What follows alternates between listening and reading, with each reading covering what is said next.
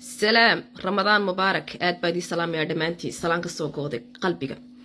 salaan kadib gabadhan waxaan arkay imtixaana oo waxa li wixii argixisaa waxa li kii haraadana kii gaajaysna kii xaasidkii kii doqonkii kii duleystii ay saagu wada laalaadaan wax kale gabadha lagu haysto it's all about harmony walaalayaal lacagteeda laga misal sababtoo wadanka dhan waxa li wixii madaxweynaha Soomaaliya ka talisay ka lacag badan tahay ciil baahaya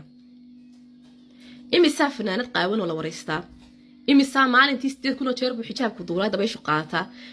sheekadu ma aha diin sheekadu ma aha xijaab naagtan dhaqanna male diinna male shut up dhaqanka Soomaaliyeed wuxuu ahaaba kii timahaaga intaad halabaysay saa u sii deynaysa dhinacanna ay ku qaawanaanaysa kaalixin yahay dhaqankeenu marka kuwada waa kaas weeyaan xijaabkana waa wax anaga Ilaahay nagu leeyahay weeyaan haddaanu doono waan xidhanna haddaan doonana waan tuurayna Ilaahay baa naga xisaabtamay yaatiin marka xijaabka ka hadlaysid marka koobaad khaladka ugu weyn ee dhacay waxa weeyaan inay noocaas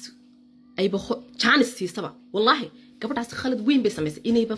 chance ay siisay waxyaaladaas hor fadhiisato si ay wareysi u siiso waxay u noqon lahayd legacy bay u noqon lahayd ninkan mutaqaana gabadhaas baan wareystay nasiib buu leeyahay inay ba la hadashay u jawaabtay laakiin waa jaahil ciila naagti ma asturna oo yaa asturan dee asturnaanta tagala Ilaahay baa nagu suuban inuu hadli kara tagala xijaabka waa inay idinka leedin xiro xijaabkan iyaga wayaan ku wax eeg anaga maxaan lagu xidhay horta xijaabka intaas is weydiinayaaba ana wax baan sheega broadcast marka uu khaasta hala sameeyo meel uu nin war xataa gabadhii baa joogtay nimca sabriye baa joogtay why the fuck nimanka loogu tagtagaya broadcast-yadooda maxaa khaldan tagala nimanku way xijaabtaan ta koobaad nimanku iyagu xijaabku iyaga wayaan xijaabtaan indhihiina laaba buu Ilaahay ku dhahay way ay u eegayaan gabdhaha bila xijaabka yaa kuuli eeg